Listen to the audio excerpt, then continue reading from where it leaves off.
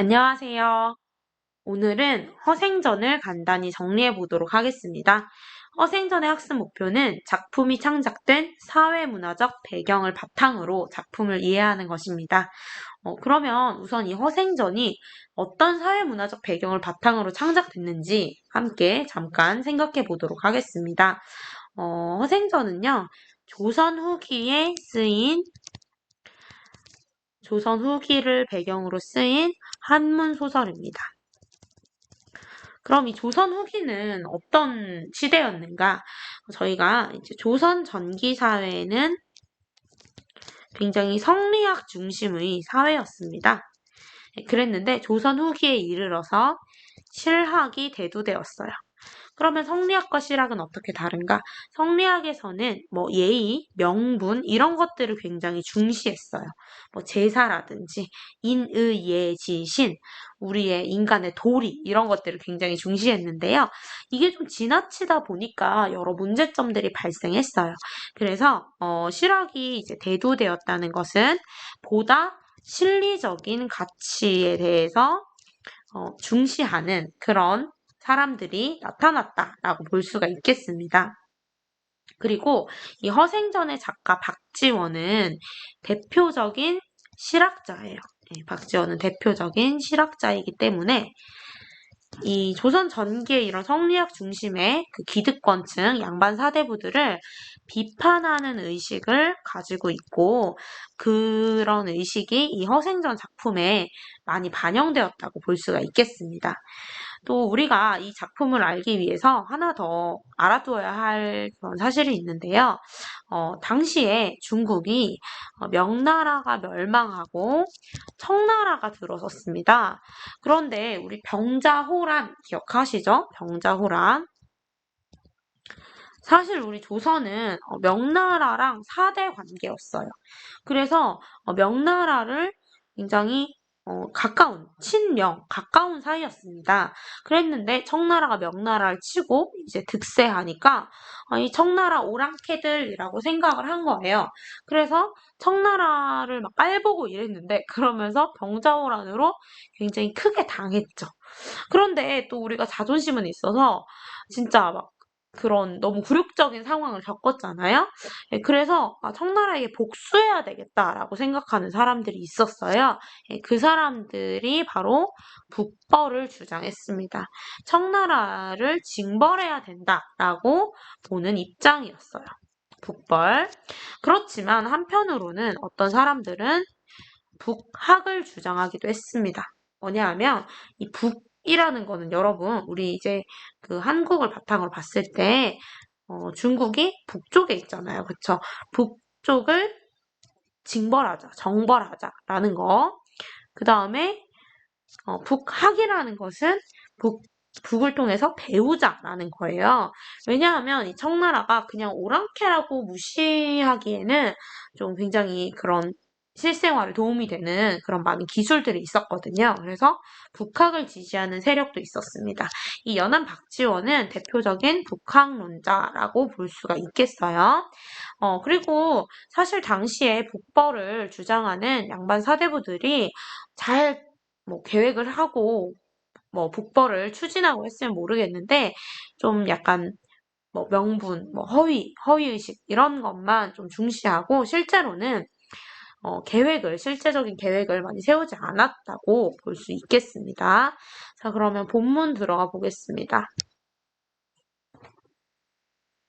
자, 먼저 처음 부분은 이제 발단 부분입니다. 이 글도 발단, 전개, 위기, 절정, 결말로 이루어져 있기 때문에 그래서 이 허생에 대해서 나오는데요. 허생, 주인공이죠.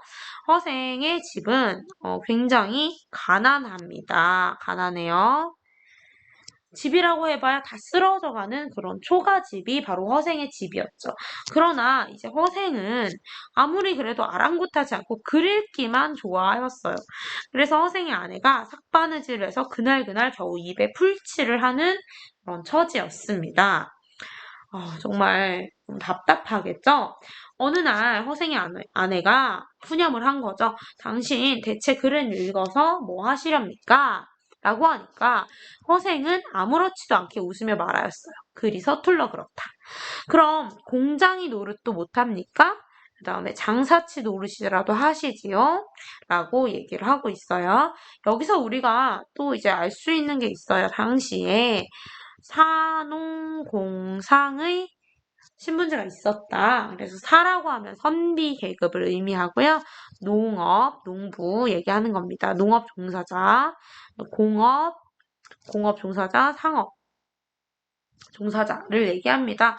그래서 선비가 제일 귀하고 사실은 좀 상업에 종사하는 그런 상인들은 굉장히 좀 천시했다라고 볼 수가 있겠어요. 자, 이렇게 뭐라도 해보라고 하니까 허생이 결국은 허생은 그럼에도 뭐라고 하냐면 못한다 어떻게 한단 말이요? 못한다 해요. 그러니까 당신은 밤낮 글만 읽더니 겨우 어떻게 한다는 말이요 소리만 배웠나 보군요. 그럼 하다못해 도둑질이라도 해야 할 것 아니요? 라고 이제 비판을 하고 있어요. 경제적 어려움을 해결하지 못하니까요. 허생이 이 말을 듣고 벌떡 일어났어요. 내가 애초에 글 읽기 시작할 때 꼭 10년을 채우려 했는데 이제 겨우 7년밖에 안 되었는데 어쩌겠느냐 하면서 허생이 집을 나서게 되죠. 자, 이 초반 부분에서 이제 허생과 허생의 아내가 성격 차이가 드러납니다. 허생은 경제적으로 어떤가요? 경제적으로 무능력하죠. 무능력하고 글 읽기에 몰두해요. 근데 이 글 읽기에 몰두하는 것도 뭐 돈을 벌려고 이런 게 아니라 그냥 오로지 자기 수양이 목적입니다. 그냥 오로지 자기 수양이 목적이에요. 글이 서툴러 그렇다고 하잖아요. 자기 수양이 목적이라고 볼 수 있겠어요. 하지만 허생의 아내는 그동안 이제 생계를 유지했습니다. 그래서 허생은 비실용적이고 관념적 성격이라고 볼 수 있겠고요. 아내는 실용적이고 실리적 성격을 가지고 있다라고 볼 수 있겠습니다. 자, 한 장 넘어가 보겠습니다.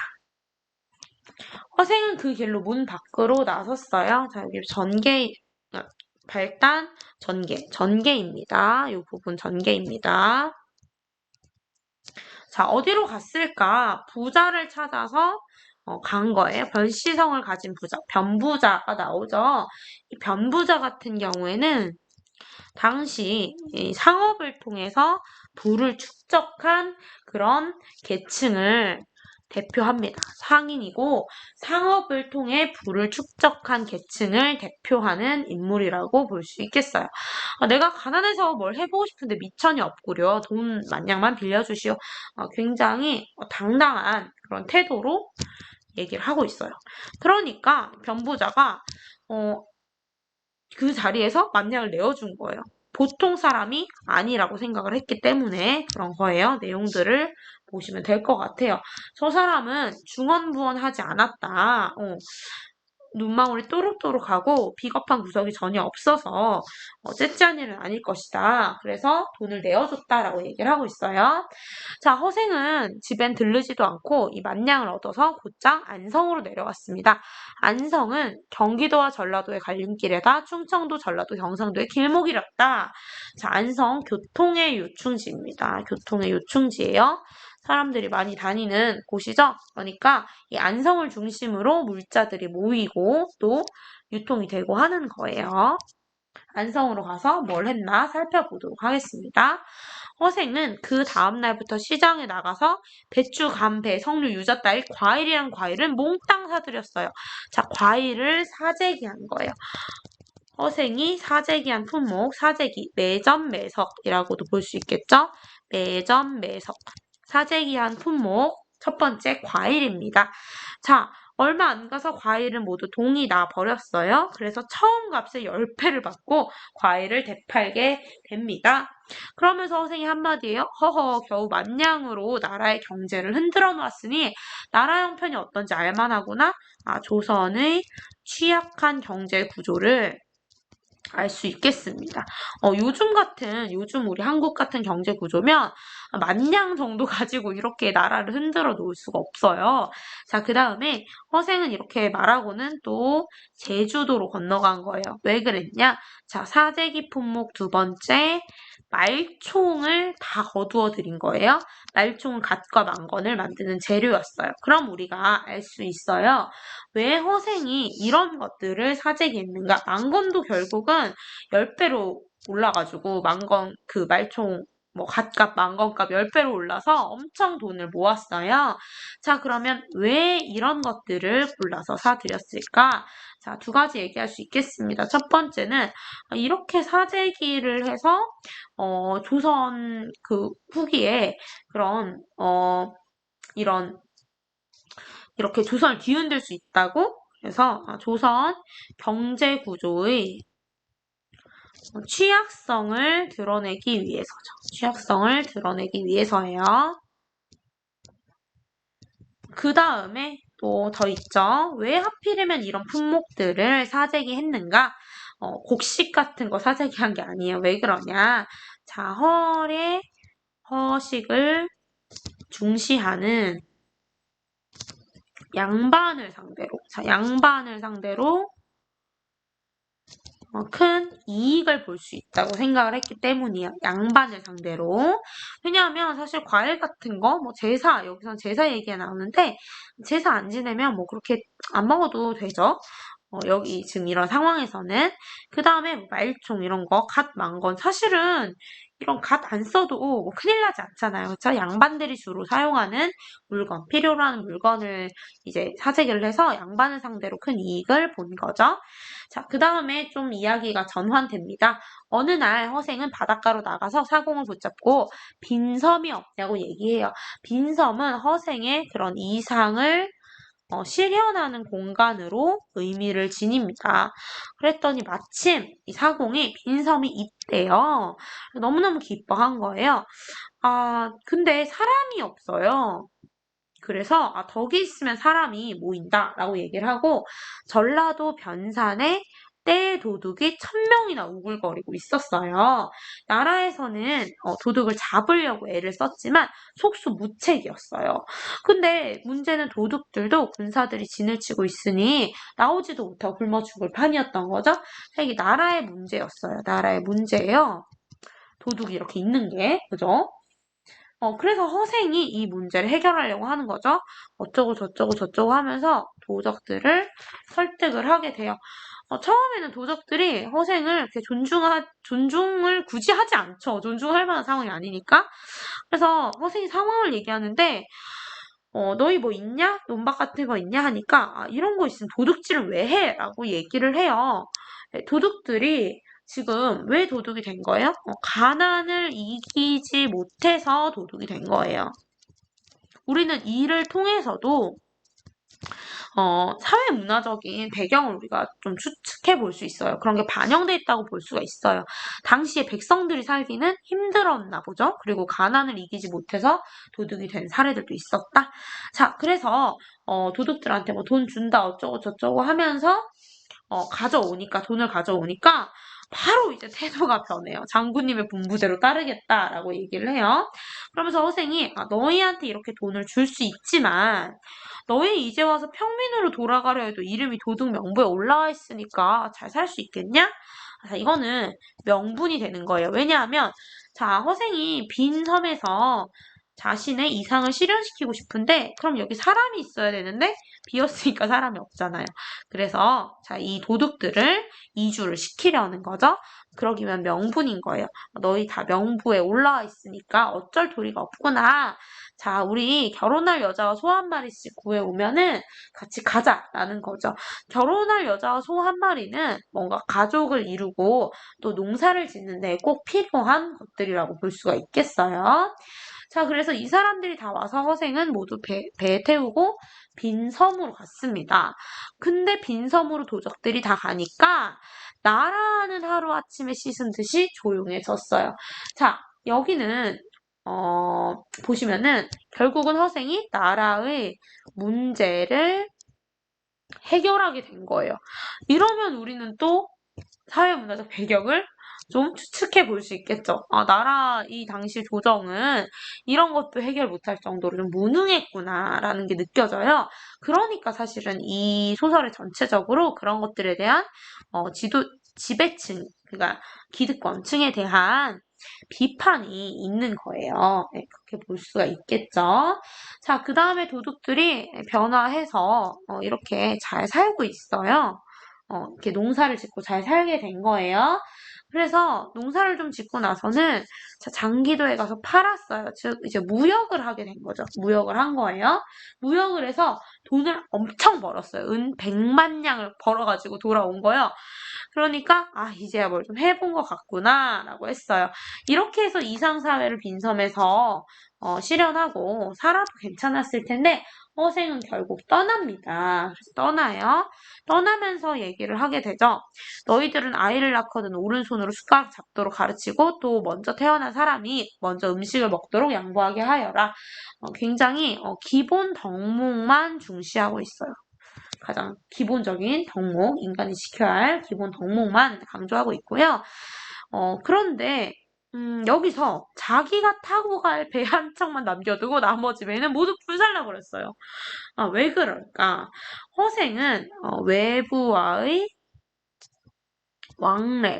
왕래가 재앙이 된다는 인식을 가지고 있었기 때문이에요.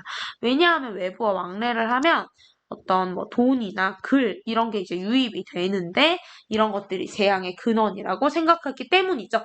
그래서 외부와 교류보다는 그냥 이 빈 섬에서 자기들끼리 좀 이상 사회에서 살기를 권장하고 그러길 바란 거죠. 그래서 한 장 넘어가 보면 더 명확하게 와요. 가지 않으면 오는 사람도 없겠지. 왕래를 끊어버린 거예요. 이게 허생이 잘했나? 이게 진짜 괜찮은 건가에 대해서는 여러분이 생각해 볼 수 있을 것 같아요. 그 다음에 은 100만 냥 중 50만 냥을 바닷속에 버려요. 돈을 버립니다. 그 다음에 글을 아는 사람도 모조리 골라 태우고 조선으로 돌아와요.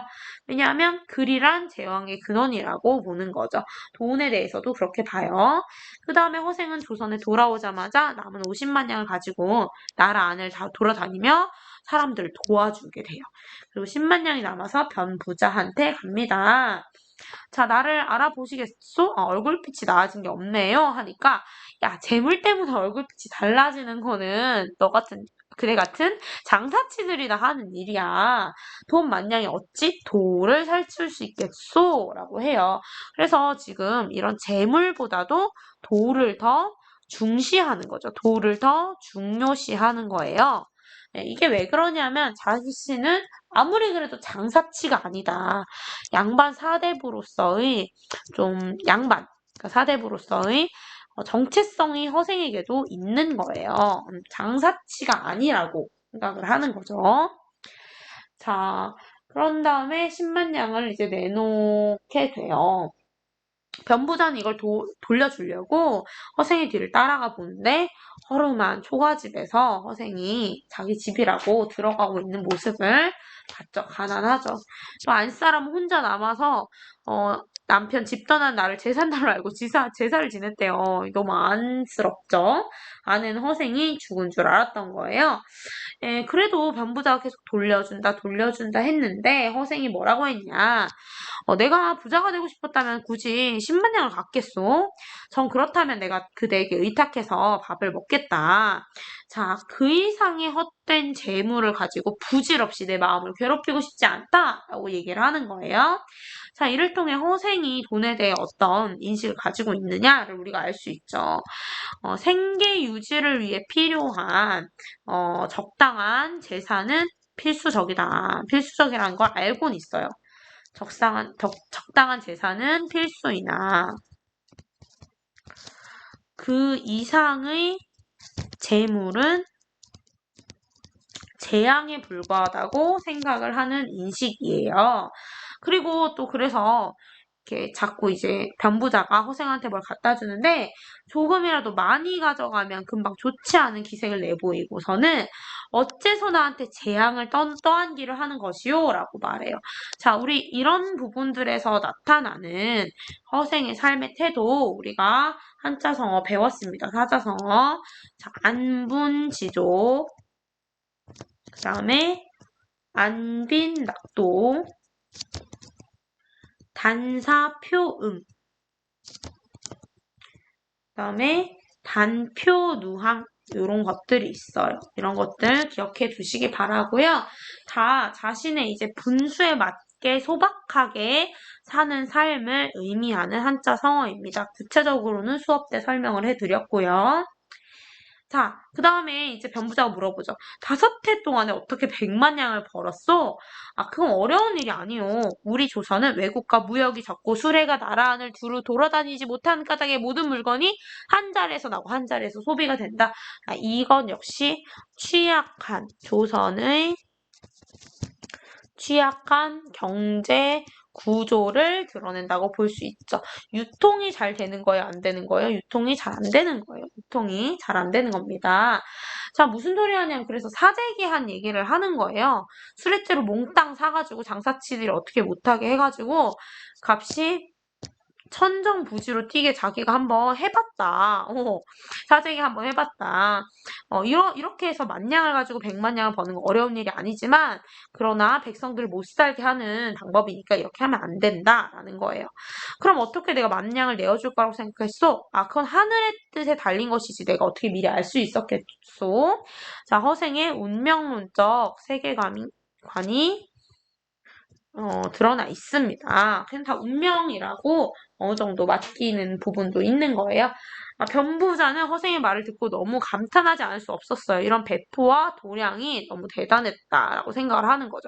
그래서 변부자가 아, 허생 진짜 대단하다라고 하면서 최고 인재다 생각을 한 거예요. 그래서 초야에 묻혀있는 것이 너무 안타까웠어요. 그래서 바야흐로 지금 사대부들은 남한산성의 치욕을 씻으려고 하고 있어요.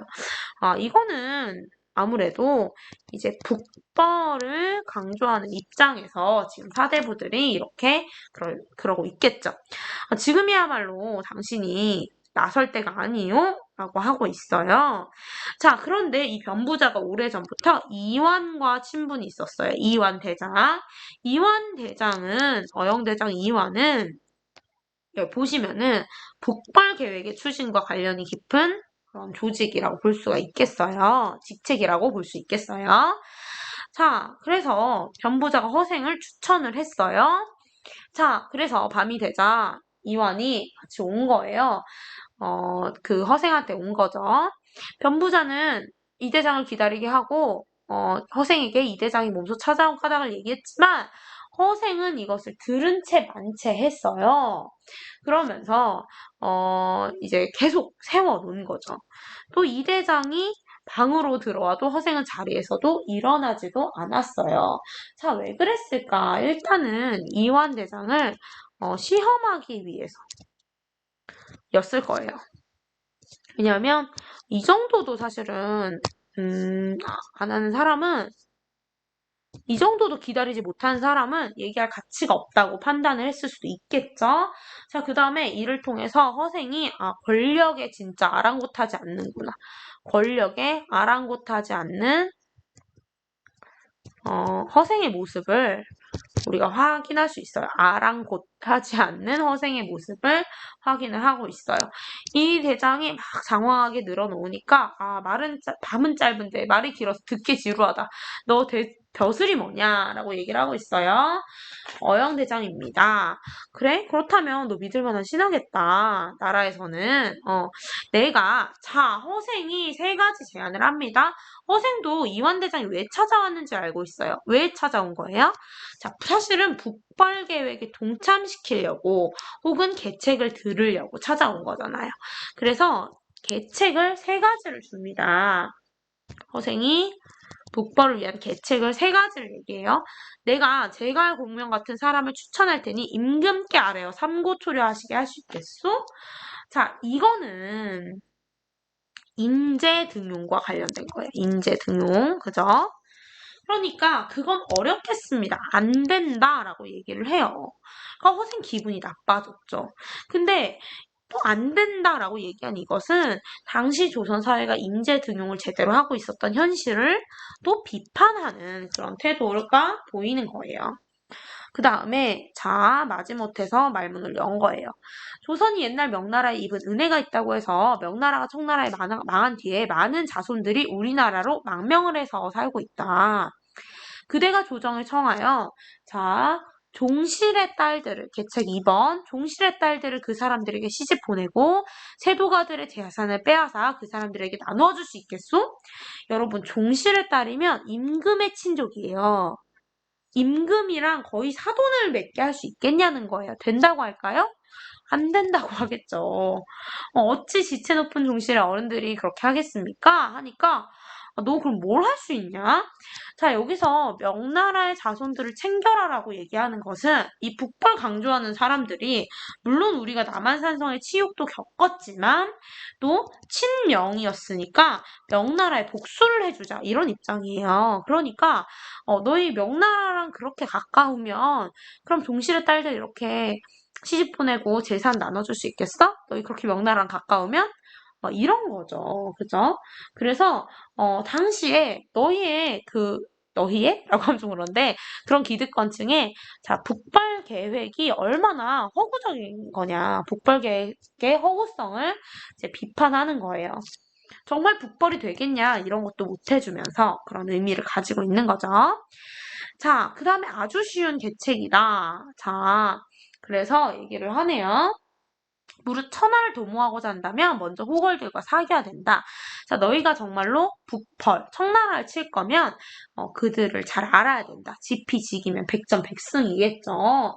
자, 그래서 계책 3번 나라 안에서 젊은이들을 뽑아서 대놈처럼 변발을 시키고 대놈 옷을 입혀 들여보내. 그중 선비들은 자, 넘어갈게요. 청나라에서 과거를 보도록 하고 장사치들은 강남에까지 들어가 그들의 실정을 정탐하게 한다. 이게 세 번째 계책이에요. 자, 청나라에 대한 그런 계책이죠. 무슨 소리냐? 진짜로 청나라를 칠 거면 이런 식으로 실리적으로 행동을 해라. 실리적인 행동을 해서 이들을 정말로 칠 수 있어야 되겠죠. 실제로 이런 움직임을 보여야 된다라는 얘기예요. 그래야 병자호란의 치욕을 씻을 수 있을 것이다. 이 대장이 또 얘기해요. 아니, 사대부들이 모두 몸을 삼가고 예법을 지키는 마당에 누가 이렇게 변발을 하겠습니까? 안 한다라는 거예요. 다 안 한다. 그러니까 허생이 바로 화를 낸 거예요. 아, 그 사대부들한 놈들이 도대체 어떤 놈들이냐. 의복은 온통 희게만 입으니 이것은 상을 당한 사람의 옷차림이요. 머리털을 한 대 묶어 송곳처럼 상투를 트니 이것은 남쪽 오랑캐들의 풍습이 아니냐. 그러면서 무슨 예법이네 어쩌네 하면서 주둥이를 놀린단 말이냐. 자, 그뿐이냐. 장차 이런 실리적인 말타기, 칼쓰기 이런 것들을 익혀야 할 판국에 넓은 소매옷을 고쳐 입을 생각은 않고 예법만 찾느냐. 내가 벌써 3가지씩이나 그 방도를 일러주었는데 한 가지도 행하지 못한다니. 그러면서도 네가 신임받는 신하라고 할 수 있느냐? 자, 이런 부분에서는 우리가 자, 얼마나 이 사대부들이 명분만 중시하고 있는 거예요. 사실 이런 거 말타기 칼쓰기 이런 것들 사실 이런 실리적인 걸 중시하는 관점을 가지고 있죠. 허생은 그쵸? 실리적 관점, 실용성을 중시하는 거예요. 실용적으로 우리가 개선해 나가야 된다고 생각하는 입장이에요. 하지만 우리 그 사대부들은 뭘 중시해요? 사대부들은 기존의 예법, 그 다음에 명분 이런 것들을 중시하느라고 실제로 우리가 배워야 될 것은 못 배우고 있는 거예요. 그래서 사대부들이 이렇게 예법과 이제 명분에 얽매여 있는 그런 모습을 보이고 있고 그러한 무능함, 허례허식 그런 것들을 비판하고 있다라고 볼 수 있겠습니다. 자, 허생은 좌우를 돌아보며 칼을 찾아 찔러 죽일 태세였어요. 그러니까 이 대장이 달아났죠. 그런데 이제 결말.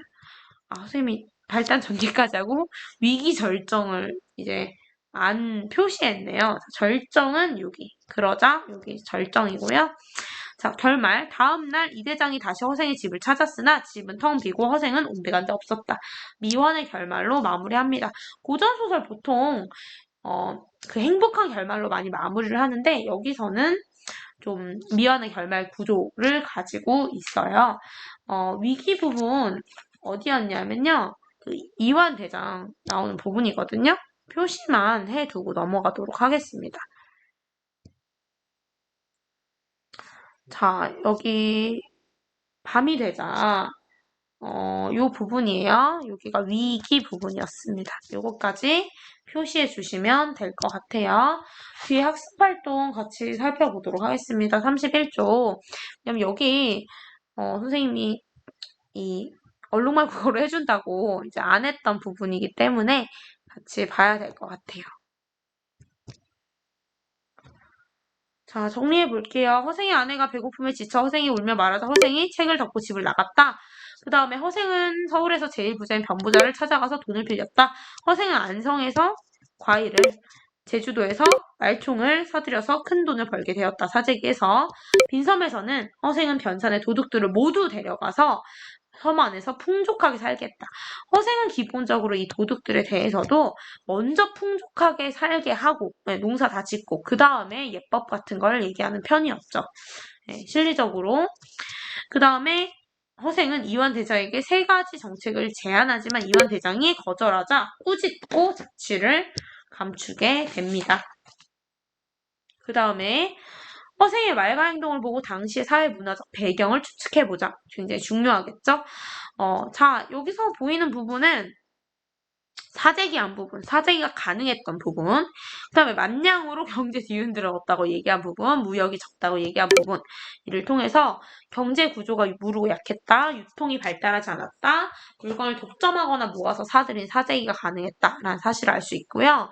이게 경제적인 측면의 얘기였다면, 자, 요건 약간 정치적인 측면의 얘기죠. 조선이 명나라에 입은 은혜가 있다고 해서 이런 자손들이 망명해와 떠돌아다니며 살고 있다고 들었다. 또 청나라가 천하의 주인이라고는 하지만 중국 사람들과는 친하지 못하니까 우리나라를 잘 믿고 있을 게 아니요. 자, 이런 말들을 통해서 명나라가 멸망하고 청나라가 들어섰다는 걸 알 수 있어요. 그 다음에 조선은 병자호란의 치욕을 안겨준 청나라에 복수하려고 했다는 사실을 알 수 있겠죠. 자, 그 다음에 그 사대부라는 놈들이 도대체 어떤 놈들이냐 하면서 굉장히 명분만 중시하는 이런 양반의 모습을 드러내고 있어요. 이를 통해서 양반층이 문제가 되었으며 그 중에서도 특히 양반들이 예법만 찾고 실제로 필요한 것은 배우지를 않았다라는 것을 우리가 알 수가 있겠죠. 양반들이 예법만 찾고 실제로 필요한 것을 배우지 않았기 때문에 이런 부분에 허생의 그런 비판 의식이 나타난다고 볼 수가 있겠습니다. 자, 그 다음에 볼게요. 자, 이 글에서 알 수 있는 사회문화적 배경을 더 찾아보자. 과거 제도가 있었다. 그쵸? 그 다음에 필기는 아마 요거랑 요것만 했어요. 왜냐면 나머지는 좀 뻔한 내용이라서. 양반은 글만 읽는 사람이라는 생각이 변하고 있었어요. 신분제도 무너지고 있었죠. 산업공상의 신분제가 조선 후기에 무너지고 있었습니다. 그런 게 또 어디서도 나타나냐? 이 양반이라고 해서 다 잘 사는 것도 아니고요. 그리고 변부자, 그런 상위 계층도 부를 매우 축적하고 잘 사는 그런 경우도 있었어요. 그 다음에 뭐 살기가 어려워 도둑질한 사람이 많았다. 도둑들을 통해 알 수 있죠. 인재 등용이 제대로 이루어지지 않고 있었다. 여러 부분을 통해서 확인해 볼 수 있습니다. 그거에 대한 비판 의식을 많이 담았죠. 자, 그 다음에 허생의 제안, 훌륭한 인재를 등용하기 위해 임금이 삼고초려하게 해라. 이완대장이 어렵다. 허생의 제안, 종실의 딸을 명나라 자손에게 시집 보내고 세도가의 재산을 빼앗아 나눠줘라. 어렵다. 자, 허생이 나라의 젊은이들을 변발시키고 되놈의 옷을 입혀 청나라에 보내라. 이완대장 또 뭐라고 했겠어요? 어렵다. 따르기 어렵다. 그래서 작가는 자, 현실적인 제한과 이익보다 명분과 예법을 중시하는 당시의 양반 계층 혹은 헛된 명분에 집착하는 당시의 무능력하고 무기력한 사대부 계층을 비판하고 싶었던 것이다. 그런 작가의 비판적인 태도가 허생에게도 이제 나타나죠. 왜냐면 허생은 그 박지원의 그런 작가의식을 대변하는 인물이잖아요. 그렇게 우리가 확인할 수 있겠고요. 자, 그 다음에 요거, 아까 그 사회문화적 배경도 발표 쳤던 것 같고, 요 글도 우리가 쳤습니다. 발표 쳤습니다. 자, 박지원에 대한 얘기가 나와요. 실학자 중에서도 상공업의 중요성을 강조했습니다. 청나라의 앞선 문물을 받아들이자는 북학론의 중심 인물이에요. 그는 사신으로 가는 친척과 함께 청나라에 가서 그곳의 발전한 모습을 보고 문화적인 충격을 받았어요. 청나라의 화려하고 웅장한 건물보다는 백성의 삶에 도움이 되는 기술들을 유심히 보았죠. 화려하고 웅장한 건물보다는 백성의 삶에 도움이 되는 기술들. 우리 사실 박지원 관련된 영상 정말 많이 봤었는데 뭐 이용후생 이런 것도 많이 얘기했죠. 백성들을 편안하게 하는 거. 그가 관심 있게 본 것은 벽돌 굽는 가마, 사람이나 물건을 실어 나르는 수레와 선박 등이었습니다. 그리고 박지원은 이러한 생활상과 그곳에서의 경험을 쓴 열화일기를 펴냈어요. 이후 청나라를 정벌하자는 북벌 계획은 북학론이랑 반대되는 거죠. 반대되는 입장이죠. 청나라를 정벌하자는 거예요. 이럴 때는 청나라의 발달한 문물을 들여오자는 북학론을 주장하였죠. 어떻게 보면 이완대장은 이 북벌 계획을 지지하는 기득권층을 대표하는 그런 인물이라고 볼 수가 있겠고요. 그 다음에 이 박지원의 작가의식을 투영한 이 허생은 북학론을 지지하는 쪽이라고, 입장이라고 볼 수가 있겠습니다. 정말 죄송하지만 제가 하나를 수업 때 중요하게 하고 안 한 게 있네요. 또, 네, 안 한 게 있네요. 살짝 가서 해보도록 할게요. 지금 이완대장 얘기하니까 갑자기 생각이 났어요. 허생이 화를 낸 이유. 그쵸? 허생이 화를 낸 이유. 마지막 부분에서, 허생이 엄청 화를 내잖아요? 버럭 화를 내었죠? 여기도 좀 중요하게 우리가 필기를 했었는데, 그죠? 허생이 버럭 화를 내었어요. 자, 왜 이렇게 화를 냈을까요? 뭐가 문제였을까요? 자, 화를 낸 까닭은 무엇일까? 첫 번째, 일단 계속 이완대장이 말해달라. 다음 거 없냐라고 했어요. 그래서 말로는 나라를 위한 계책을 알려달라고 하지만 실천해요, 안 해요? 실천을 안 해요. 실천을 하려는 의지가 없어요. 실천하려는 노력이나 의지나라고 할게요. 의지나 노력이 없기 때문이다. 노력이 없어서 그런 거고요. 자, 두 번째로는 이완대장이 기득권층의 입장만 대변하고 있기 때문에 답답한 거죠. 뭐 이완대장도 뭘 개선할 그런 의지가 별로 없어요. 그냥 기득권층의 입장만 대변하고 있기 때문에 허생이 그것에 대해서 문제의식을 가지고 얘기했다라고 볼 수가 있겠습니다. 34쪽 보시면 이 부분에서는 오늘날 우리에게 주는 교훈, 오늘날의 우리는 또 다르다. 지금 같으면 이렇게 사색이 안 됐을 거다. 그다음에 외교적인 것도 요즘 좀 다르다라는 거, 다양한 것들, 해외 직구, 이런 것도 생각해 볼 수 있겠고요. 콕콕 알아두게 보시면 될 것 같아요. 사회문화적 배경을 바탕으로 창작된다. 이런 걸 파악하면서 작품을 이해하자. 이거 드라마 응답하라 1988 이거 봤었어요. 그래서 여기 주제 이웃 간의 정 필기했었고요. 자, 드라마에서 얘기하고 싶었던 건 가족과 이웃 간의 따뜻한 정서였다. 왜냐면 아파트 거주 본격적으로 되면은 이 정이 많이 희미해져요. 우리가 따로따로 살고 하다 보니까. 그래서 그런 지금과 같은 거 다른 거 이런 거 얘기했고요. 그 다음에 요거는 값도 다 나와 있고 우리 같이 했으니까 자, 이렇게 해서 허생전을 마무리하도록 하겠고요. 허생전에서 우리 중요했던 거 또 주제의식 무엇일까요? 일단은 당시 어떤 사회적 배경을 바탕으로 하고 있는지 이런 것도 생각해 볼 수가 있겠고요. 이 작품의 주제 사대부 계층의 무능과 허위의식을 비판하는 것입니다. 관련하여서 통합적으로 수업한 내용들 통합적으로 잘 알아두었으면 좋겠네요. 감사합니다.